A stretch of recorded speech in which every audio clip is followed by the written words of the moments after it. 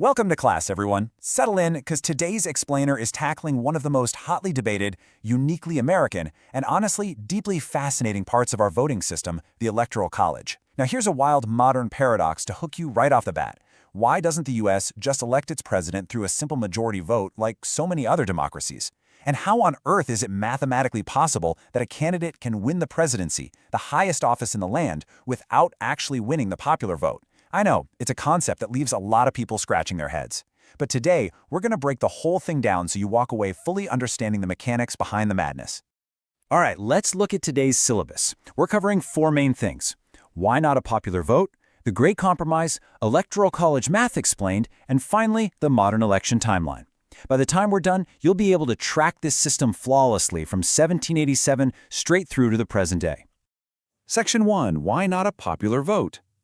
Let's set our time machines all the way back to 1787. The US wasn't some unified powerhouse yet. It was a rough patchwork of 13 very different states. And the delegates at the Constitutional Convention had a super tricky problem to solve. How exactly do we elect a president? Well, the room completely split into two fiercely opposed camps.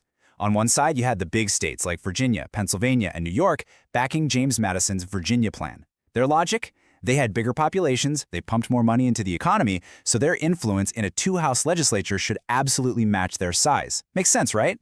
But on the other side, the small states like Delaware, New Jersey, and Connecticut were absolutely terrified. Led by William Patterson, they rallied behind the New Jersey Plan, demanding a single legislative house with equal representation for every single state. For them, this wasn't just everyday politics. It was about sheer survival. They were terrified of being totally drowned out by the big guys. Now, you might be sitting there thinking, well, why not just bypass the states entirely and hold a nationwide popular vote? It's a fair question. But the delegates actively rejected that idea because of a very real fear of what they called mob rule. We have to remember this was a massive rural country with incredibly slow communication. The founders genuinely doubted whether voters scattered way out across the frontier could make informed decisions about national leaders. Plus, looking impartially at the political landscape of the era, they worried that a highly charismatic, but maybe totally unqualified leader could just rile up the masses and seize the presidency. They'd seen similar things happen during the French Revolution, and they desperately wanted stability. Moving right along to Section 2, the Great Compromise. So the tension between the big states and small states had reached a complete, stubborn impasse. They needed a breakthrough, fast, or the entire Constitutional Convention was going to fall apart. And that brings us to our first pop quiz of the class. Let's test your historical trivia. Who was the architect that actually stepped up and brokered the Great Compromise? Take a quick second to think about it. If you guess Roger Sherman of Connecticut, you get a gold star for the day. Roger Sherman stepped up to the plate with a brilliantly bold idea to finally break that stalemate between the big and small states. His master stroke was the creation of a bicameral, or two-chamber legislature. It was a beautifully balanced solution. First, you had the House of Representatives. Representation here is based purely on a state's population, which completely thrilled the big states. These reps serve two-year terms, so they're highly responsive to the people. But then you have the Senate. In the Senate, every single state gets exactly 2 senators, totally regardless of their population. This gave the small states the exact equality they were begging for. Senators serve longer, 6-year terms, providing that long-term stability the founders really craved. This compromise created a fair, functional system that has literally endured right up to today. All right, Section 3, Electoral College Math Explained. Once the framers hammered out that perfectly balanced legislative branch, they realized they could use that exact same mathematical foundation to figure out how to pick the president. The crucial formula is surprisingly simple. A state's total electoral votes simply equals its number of representatives in the House plus its 2 senators. This ingenious little formula ensured that the Electoral College wouldn't just be a strict population contest. It mathematically guaranteed that smaller states couldn't be completely ignored, acting as a structural buffer between the presidency and that lingering fear of mob rule. Let's track how this math actually evolved over time. We start at the Constitutional Convention in 1787, where the ground rules are set. By the very next year, 1788, we see this math in action.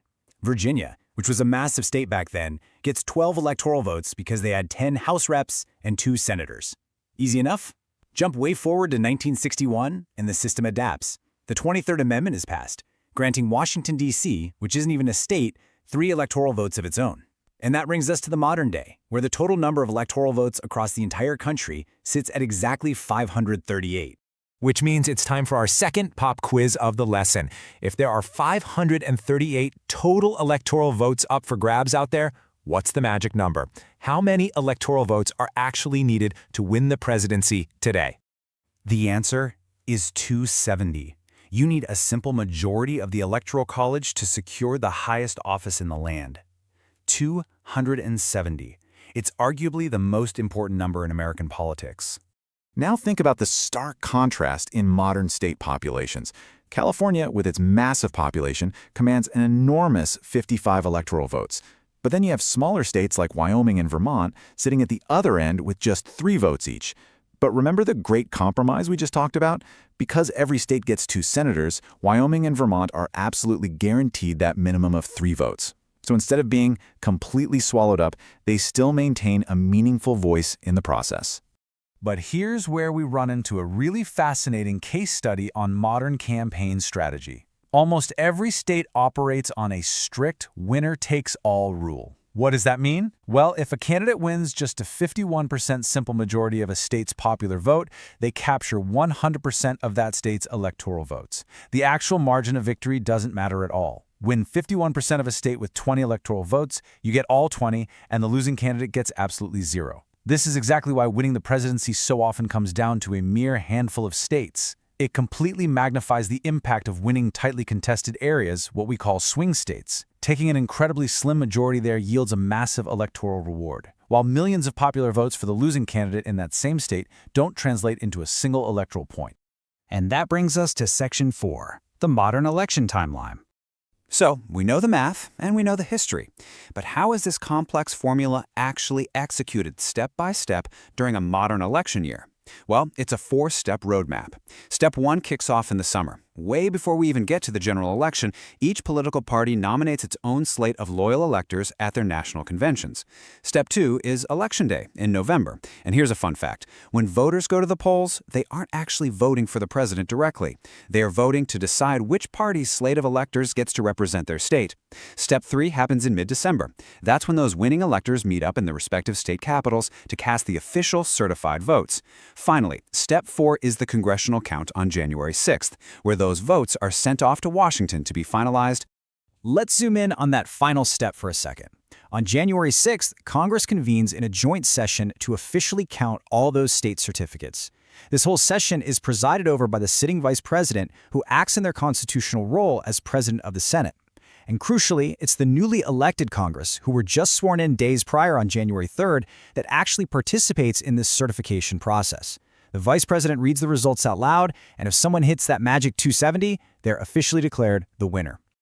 But wait, that leads us right into our third and final pop quiz. We actually have a built-in contingency plan in the Constitution for this exact scenario. What happens if there's a crazy tie, or multiple candidates run, and absolutely no one reaches that 270 threshold? The answer lies right in the 12th Amendment. If the Electoral College totally deadlocks, the election gets thrown immediately to the House of Representatives. But there's a huge catch. They don't all just vote individually. Instead, each state delegation in the House has to cast a single, unified vote for one of the top 3 candidates to decide the ultimate winner. It's a dramatic fallback, but it ensures a resolution, no matter what. And that brings us to the end of our lesson today.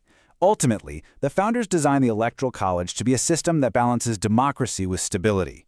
They wanted to protect the voices of the small states while still representing the booming populations of the large ones, all while guarding against the unique fears of their time. It's an incredibly intricate mechanism. Some folks praise it for preserving federalism, while others strongly criticize it as an outdated relic. So I'm going to leave you with this final, provocative thought to chew on. When you look at the political map today, does this 2-century-old mathematical compromise still achieve that perfect balance the founders originally intended? Keep questioning, keep learning, and thank you so much for joining me for today's Explainer.